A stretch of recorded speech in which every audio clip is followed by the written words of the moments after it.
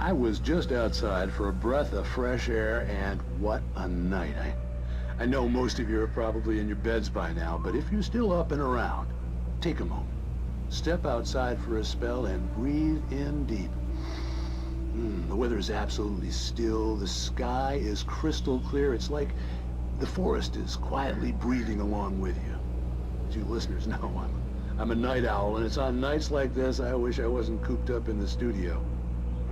Makes an old man like me wish I could just roam wild. But here I am, and it would keep you company all night long if I weren't. It looks like I'm not the only one staying up late. Caller, you're on the air. Hey, Pat, it's Maurice Horton. Hello, Maurice. What are you up to? Well, I was just taking Toby on his walk. Oh, isn't it beautiful out there? Sure, Pat, the reason I called is that Toby heard something rustling in the undergrowth and took off after it, and I couldn't find it. Probably a rabbit.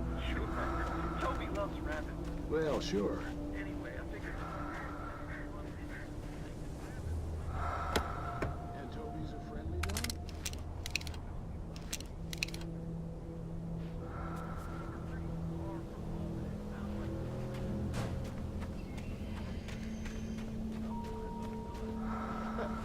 Well, Maurice, it's out there now. Hope Toby comes home soon. Yeah, thank you. You have a good night now.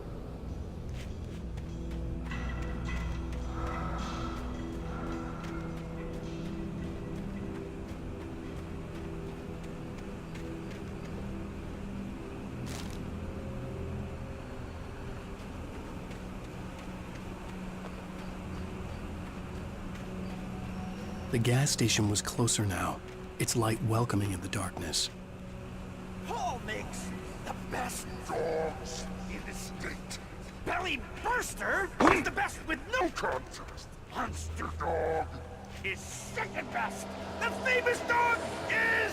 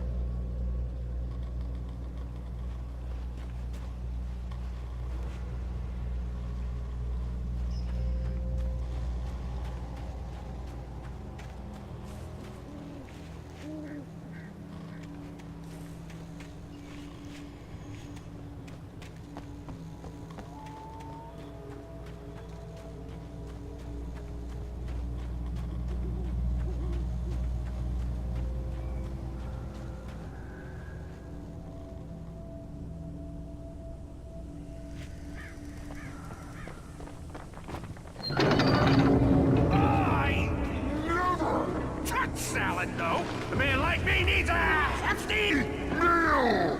That's for the day!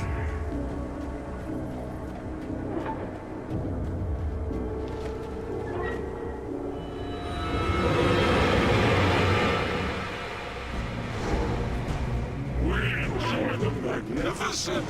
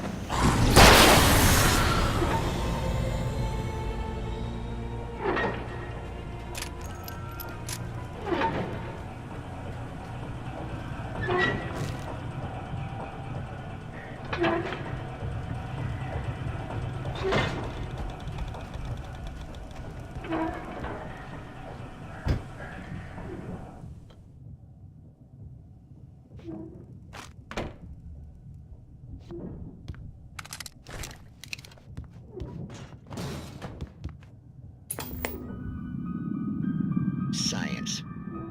It bestows immortality on those who advance it to elevate all of mankind.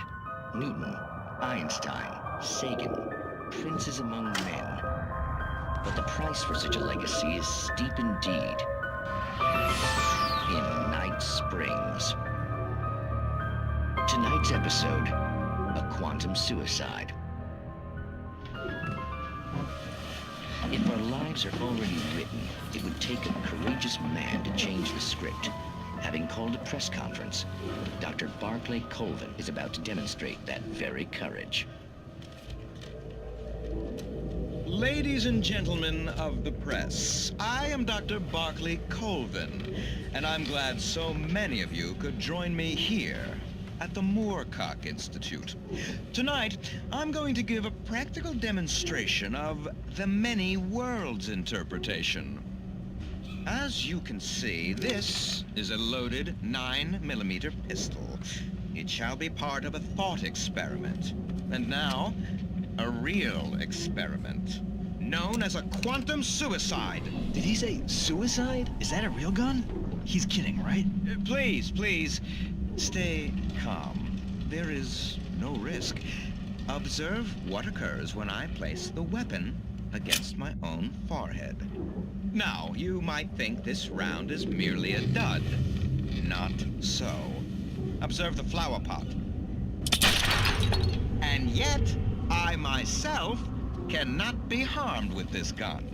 With each pull of the trigger, two new realities branch off. One in which the weapon didn't fire, and one where it did. With my machine here, I have ensured that this reality is always the former. I have bestowed upon myself quantum immortality. Under no circumstances can this gun kill me. So wait.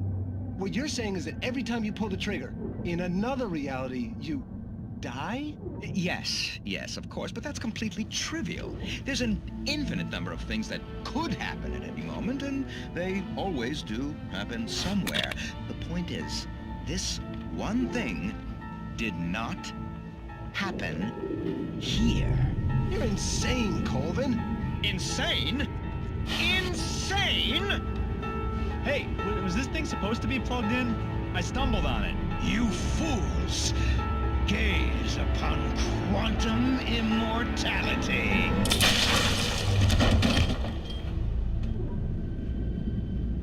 Poor Dr. Colvin, felled by his own hubris or the ignorance of the masses. Perhaps he should have left the crate unopened, the decaying atom unobserved. Curiosity often kills the cat. In Night Springs.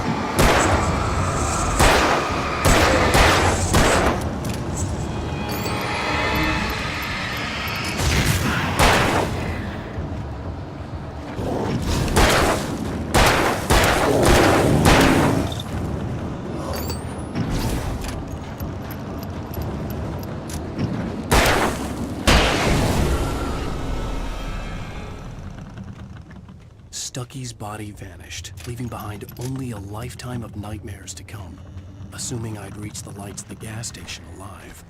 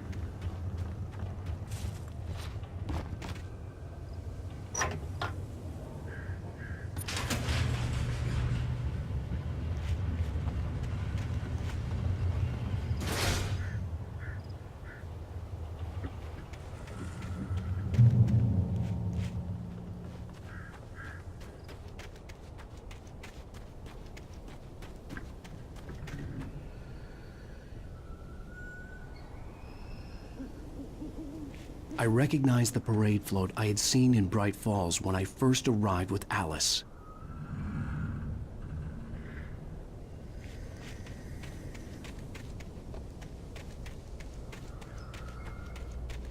After the insanity I had just experienced in the darkness, the lights of the gas station felt comforting. At least for a moment, the sane world reasserted itself.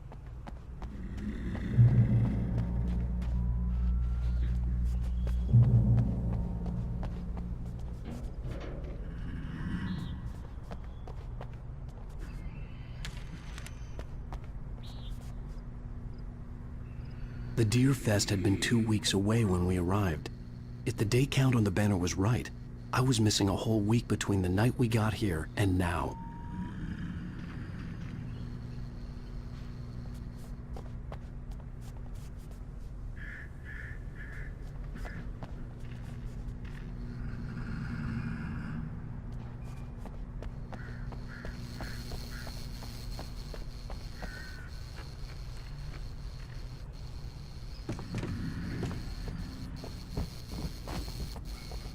The garage was a mess.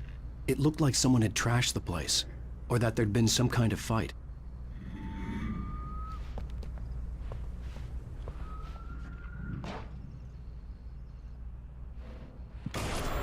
All right. I'll keep writing. Outside, there's only darkness. Outside the cabin, outside the story, there's only darkness. I can feel her presence in the dark. Just now, I could smell her perfume in the room. I'll reach her, I'll fix it up. I'll bring her back. The story will come true. If I stop, she's lost. I don't believe this. It'd been me on the TV, talking crazy. Was I losing my mind?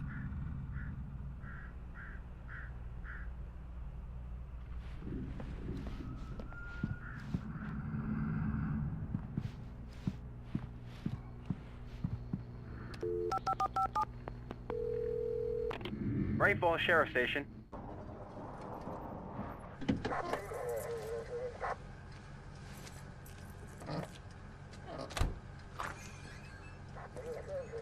Oh, thank God, Sheriff. Sheriff Sarah Breaker. You are... I'm Alan Wake, but listen. I was in a car crash. My wife, Alice, she's missing. Calm down, Mr. Wake. We were staying in a cabin on the island, on Cauldron Lake. There's no island on Cauldron Lake. Not since the big eruption in the 70s. Please, I can take you there, okay? You look like you've taken a pretty bad knock to the head. Are you okay? Listen. We'll figure this out. Please get in the car. We'll swing by the lake and then we'll go to the station, okay? Mr. Wake, have you seen Stucky, the guy who owns this place? I realized I couldn't tell her what had happened in the forest.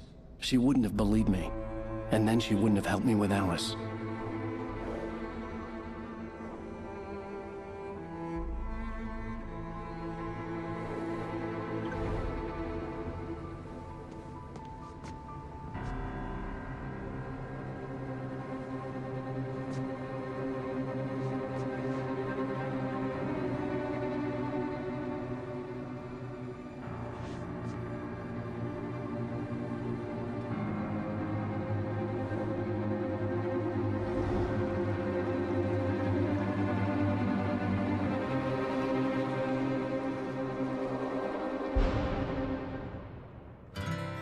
candy-colored clown they call the Sandman tiptoes to my room every night, and just to sprinkle stardust and to whisper, go to sleep, everything is all right. Previously on Alan Wake, I came to Bright Falls with my wife, Alice.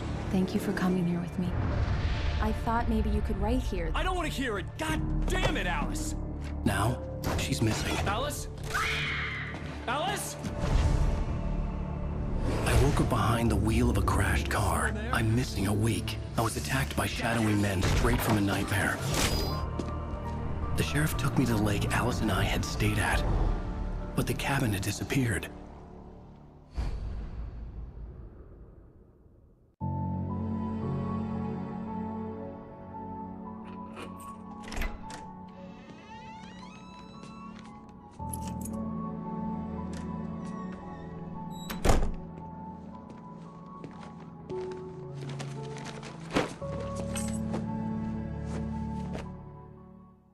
Honey, I'm home. Back here, sweetie. How was it? Worst weather I've ever seen. You should put some coffee on. It'll warm you up.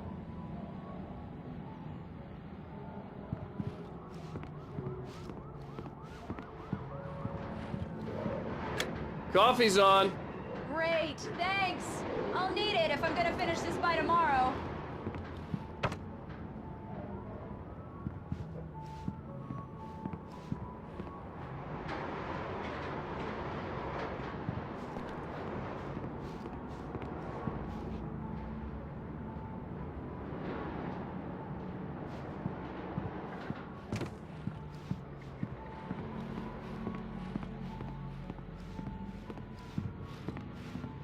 Oh, hey, I just finished those cover mock-ups. They're on your desk. Tell me what you think.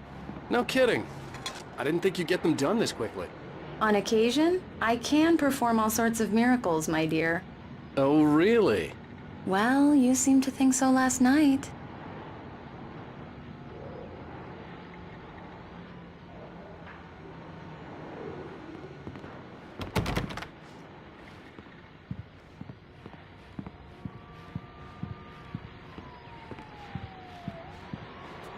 These look really good.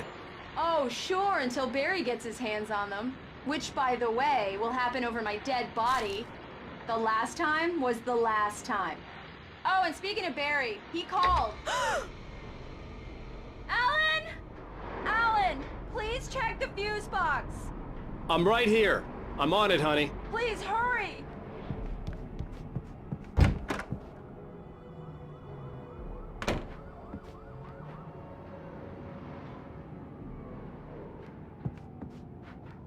I really don't like this, Alan. Please hurry.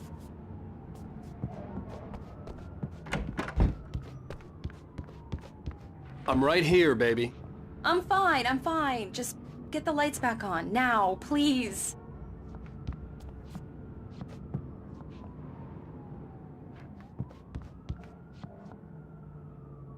Alan, I really need those lights on.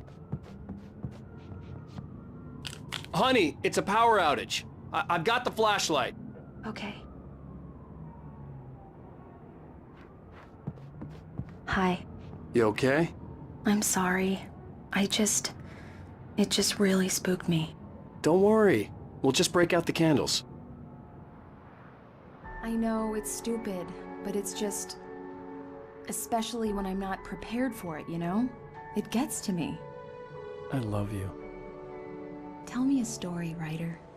Okay. I used to have these nightmares when I was a kid. The dark really spooked me, too. When it got really bad, my mom gave me this old light switch. She called it the clicker. The clicker, huh? Yeah.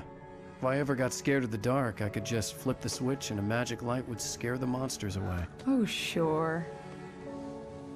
Here it is. Alan. Maybe it'll help you, too. Yeah, nice story, writer boy. You made that up right now, didn't you? No. Seriously. I love you, even if you are a liar. Thanks for this.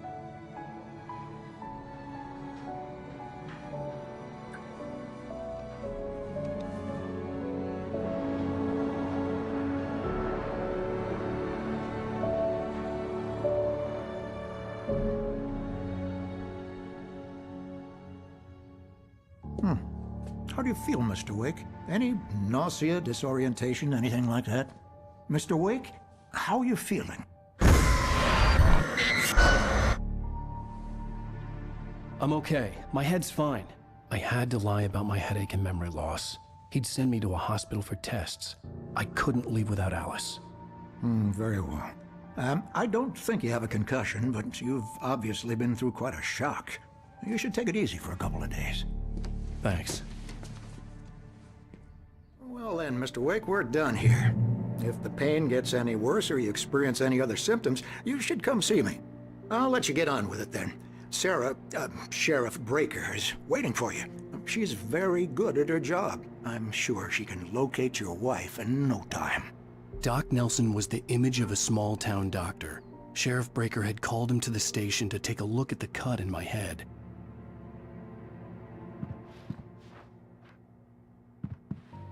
I'm sorry you had to cut your morning fishing short for this, Doc. Oh, she's a beauty, ain't she?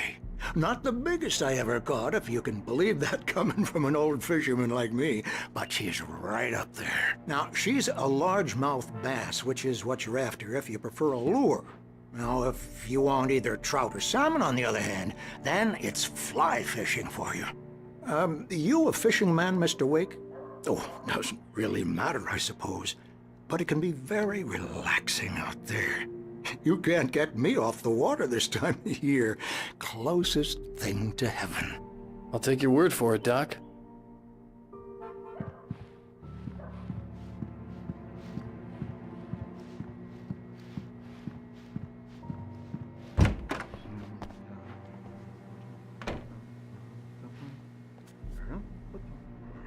Thank you for testing the lights, Miss Weaver.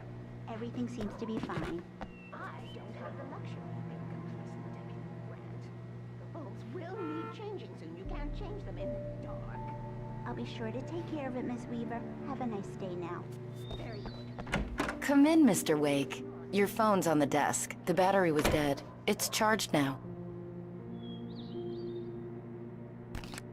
Have you started looking for my wife yet? My men are already on it. Now, can you tell me what happened? I'm not sure. I can't remember. We were arguing. I walked out of the cabin. The cabin on Cauldron Lake? How did you end up at Stucky's gas station? I wanted to tell her what had happened last night, but I couldn't. She'd lock me up. Excuse me. I need to take this. Hello? Alan, please help me. Alice? Stop talking to the law. You'll do exactly what I say if you ever want to see your wife again. Who is this? Go to the back lot. There's a hole in the fence on the left. Look inside the junker. I left a little something there to convince you we're all on the same page here. After you ditch the cops, you're gonna meet me in Elderwood National Park. There's a spot called Lover's Peak. Midnight. Don't do nothing stupid, pal. We're watching you.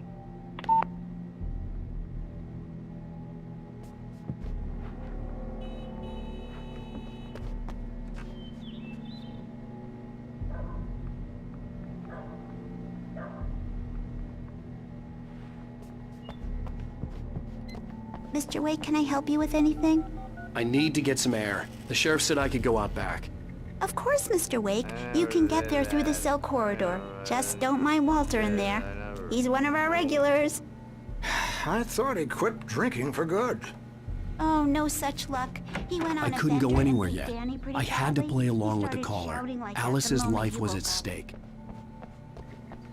Hey! Hey, mister! Hey, can you turn the light? The light's on! The deputy... The early morning light hurt my eyes and made my head ache. The man on the phone had said, go through the fence on the left.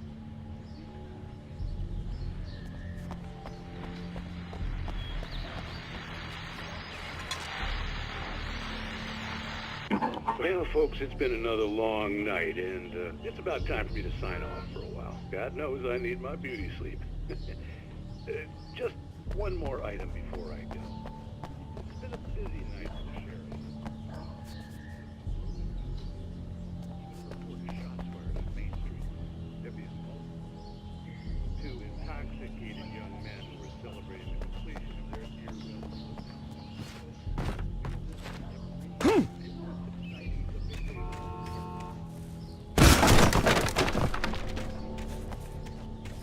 Alice's driver's license had been placed on the front seat. The caller meant business.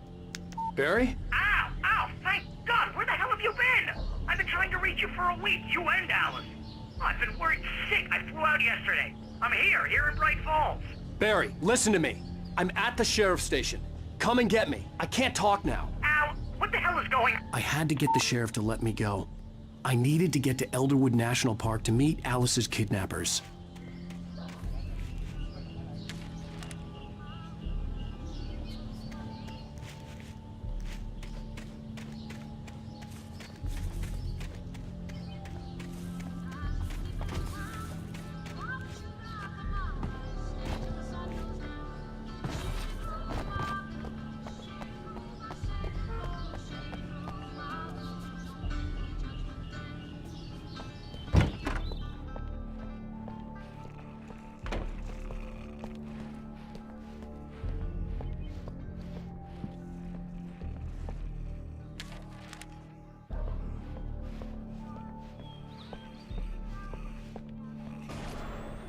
A writer is a light that reveals the world of his story from darkness, shapes it from nothingness. The way a sculptor carves a statue from a block of granite. If I stop... Marvelous, Sarah.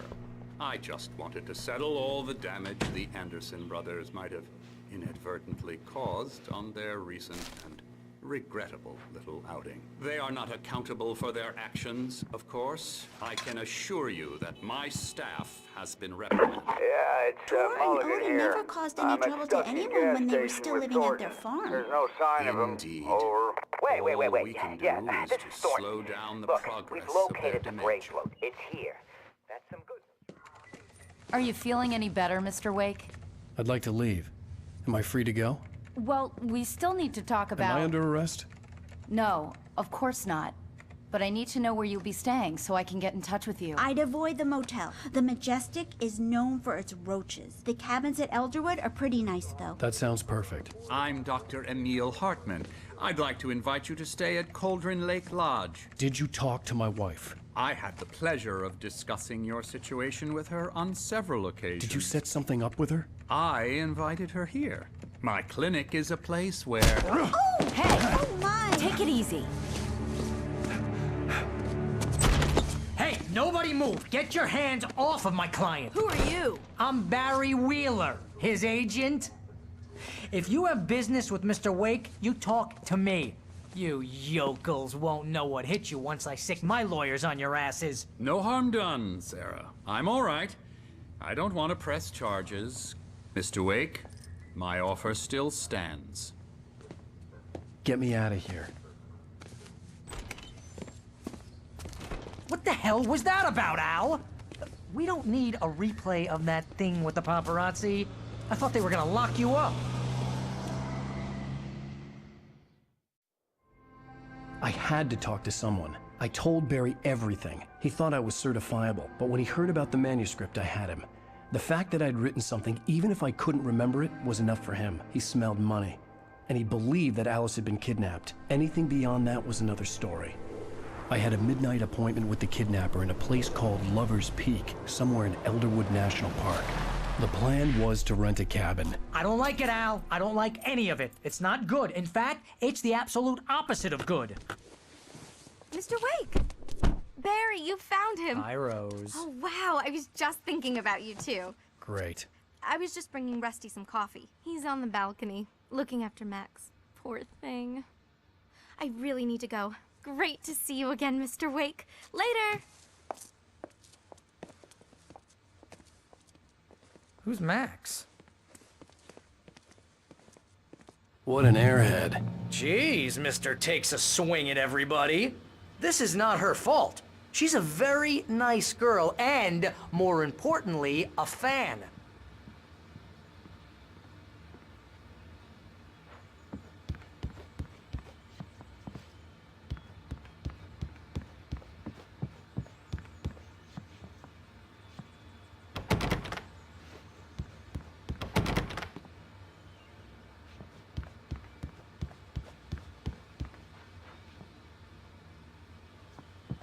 Seriously, Al, what you were saying in the car?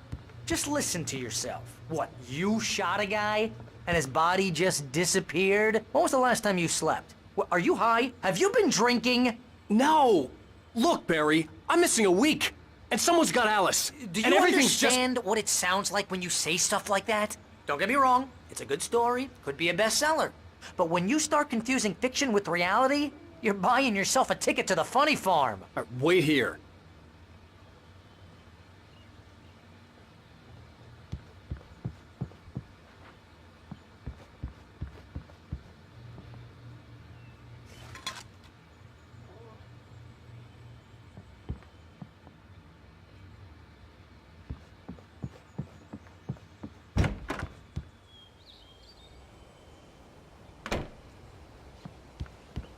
Easy there, boy.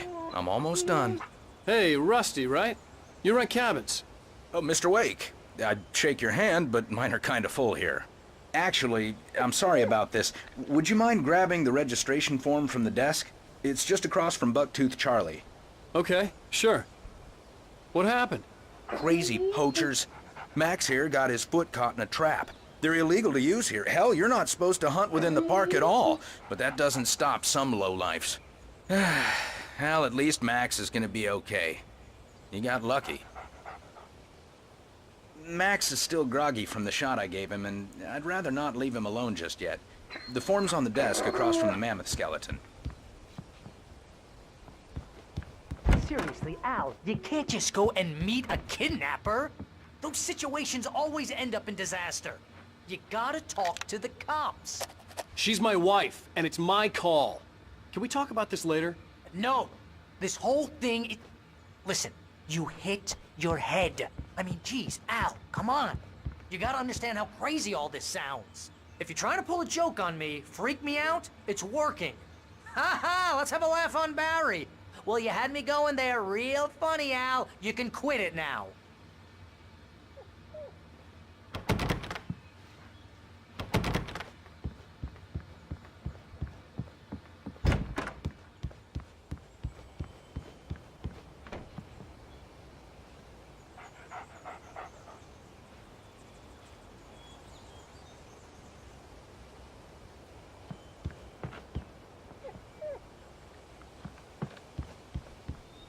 I think this is the form you wanted. And here are the keys. Okay, you're all set, Mr. Wake. Glad to have you staying here. Thanks. Can you tell me how to get to Lover's Peak? Oh, sure. It's at the end of the nature trail. Just follow the paths, you'll get to it eventually. It's an easy walk. Nice spot, too. If you have any trouble finding it, just keep your eyes on the radio mast. It's right below that. Oh, and hey, if you take a walk in the woods, watch your steps so you don't end up like Max. I guess I'm a little worried. We got a bunch of campers out there we haven't heard from. It's not like these people are on a schedule, but with the traps, well, you know, I just don't want any trouble. Right, thanks.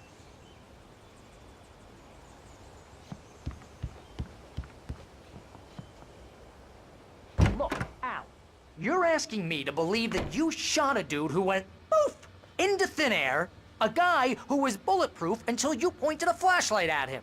You hear that from people who end up spending time in padded rooms, strapped to their beds, wearing white shirts with too long tangled up sleeves, and eating a healthy diet of pills. Al, you make cruel jokes about people who believe that kind of stuff. You're the skeptic. You gave me an hour-long lecture on homeopathy last month. What was it? If there's no proof, it's pure bullshit. Period. Guess the laugh's on me then. Al, come on! I mean, okay, maybe something weird happened to you, okay? Well, thanks for the heartfelt vote of confidence. All I'm saying is you gotta throw me a bone here, bestseller. What would you think if it was me? There's no way you should be going out at midnight with a gun. No one asked you to come here, Barry. Either work with me on this or go straight back to New York. Your choice.